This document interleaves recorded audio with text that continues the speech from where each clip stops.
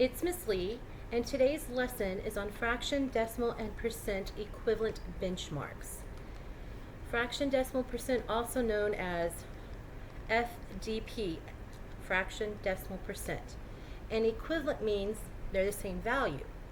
You could have a fraction that represents a specific value, and that value can also be represented in decimal and percent form. And we have benchmarks. Benchmarks are commonly used fraction, decimal, and percents, ones that you're going to be using all throughout your life. And it's really important that you know the equivalent forms. So that's what we're going to work on today. Make sure you have your notes and you're filling them out as we go through the lesson. Pause the video when needed so you can stay caught up. Okay, let's go ahead and take a look at these models. Each model represents one whole. Okay.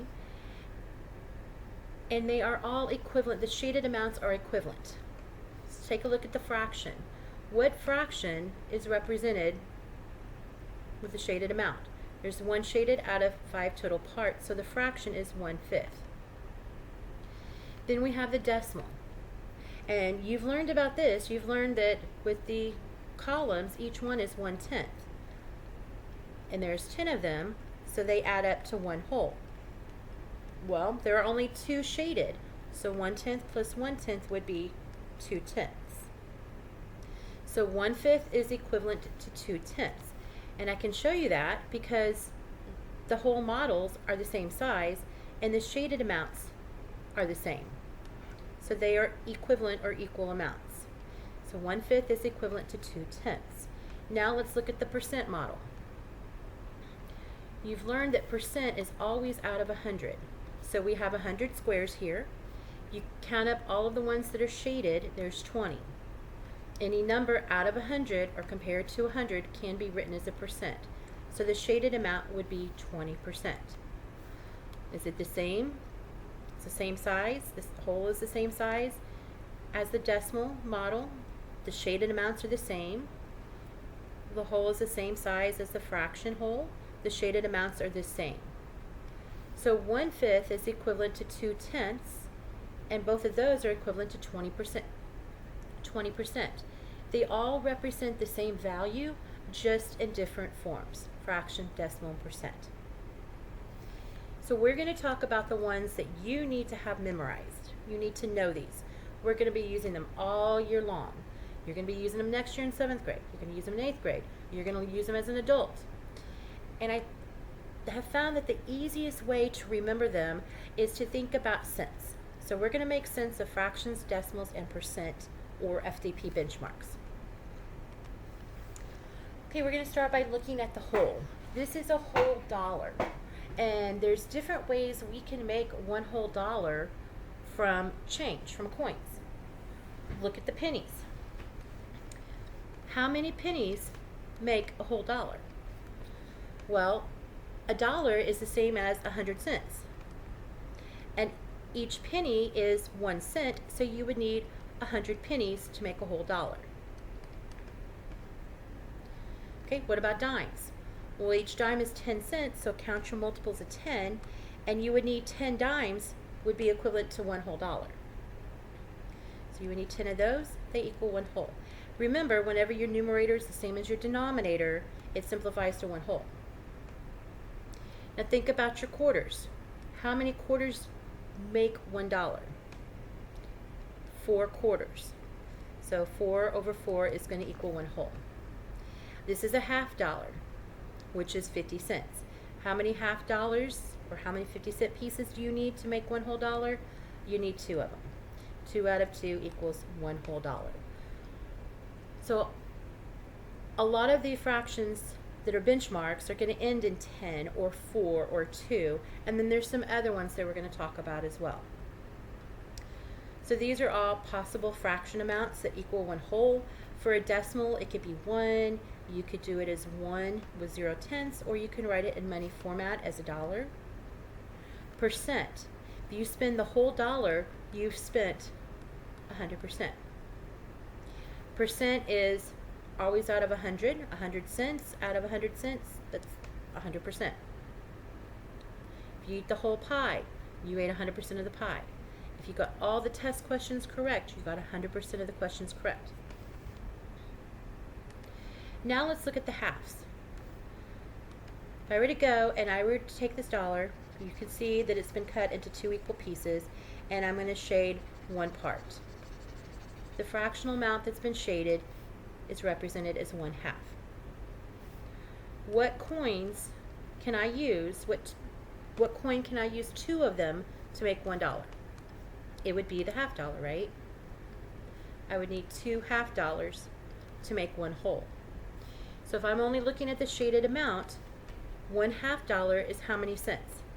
It's 50 cents. Or you could write it, drop that last 0 and write it as 5/10. That would be the same. And what percent is this? Well, this is 50 cents out of how many cents? Out of 100 cents.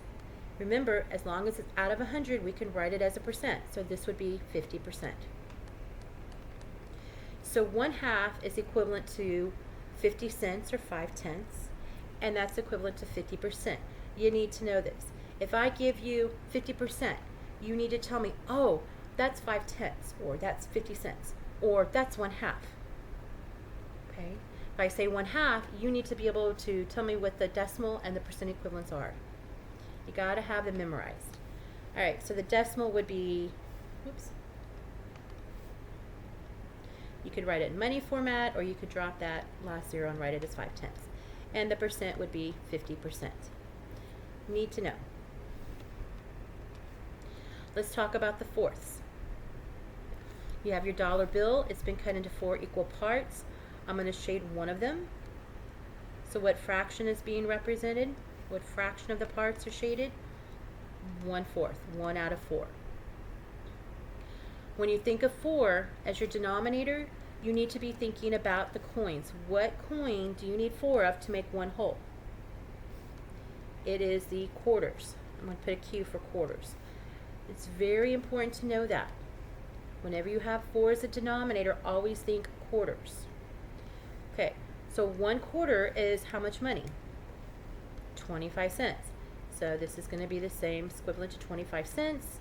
And 25 cents out of 100 cents is equal to 25%. So fill in our decimal, 25 cents, and our percent is 25%. If I were to shade another fourth, I would now have 2/4. And all I have to do is add another quarter. So if I had 25 cents, I'm going to add another quarter, and it's going to make 50 cents. Or 5/10. 50 cents out of 100 cents equals 50%. It makes sense because 2/4 actually simplifies to 1/2, doesn't it? And we just talked about the halves. I can shade another part, another fourth, which means I would need another quarter. So I now have 3/4. Fourth is a quarter. I have 3 quarters, so that's 75 cents. Each quarter is 25 cents, 25 cents, 50 cents, 75 cents. 75 cents out of 100 cents would be 75%. So quarters, every time you see 4 as the denominator, think of quarters. Each quarter is 25 cents. Look at your numerator. Do you have 1 quarter for 25 cents? Do you have 3 quarters for 75 cents? Do you have 2 quarters for 50 cents? Those are your quarters.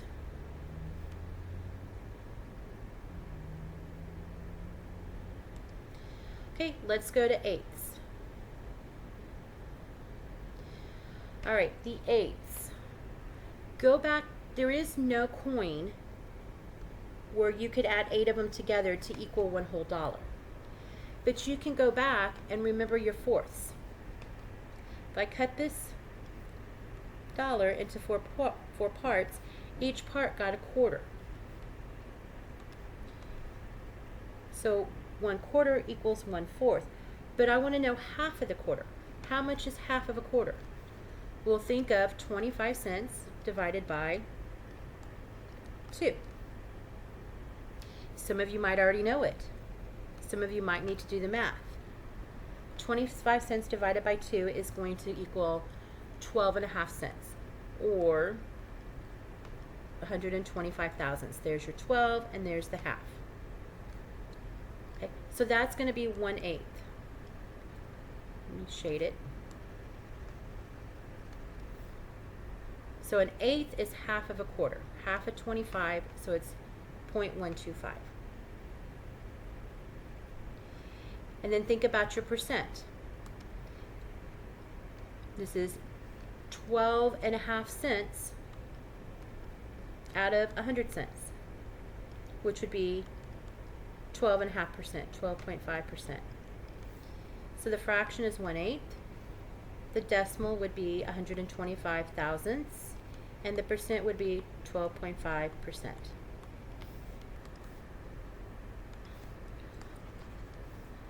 Let me do some shading here. If I add another eighth, I now have 2/8. So I'm going to write it down here. And 2/8 simplified is equal to 1/4, right? Which is 1/4, which is 25 cents. 25 cents out of 100 cents is 25%. You can also think of eighths as adding 125 each time. If I started with 125 for 1/8 and I added another 125, it would give me 250.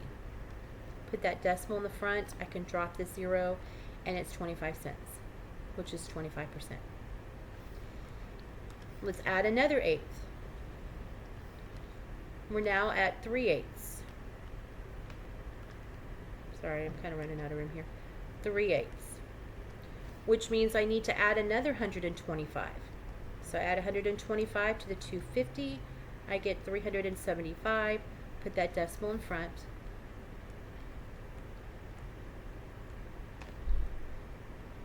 I can add 12.5% to the 25, and I'm going to get 37.5%.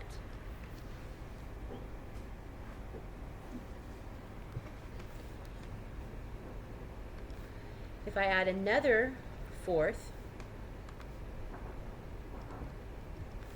I now have add another eighth, I now have 4/8. I can add 125 to the 375, and it's going to give me 500. Put the decimal in front. I can drop all the zeros and just have it be 5/10, or if you want it to be in money format, 50 cents. 50 cents out of 100 cents would be 50%, which makes sense because 4/8 actually simplifies to 1/2. Let's shade another eighth. I now have 5/8.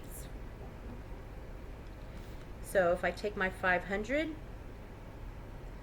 and I add another 125, I get 625. Put my decimal in front. That's the same as 62.5 cents, which would be 62.5%.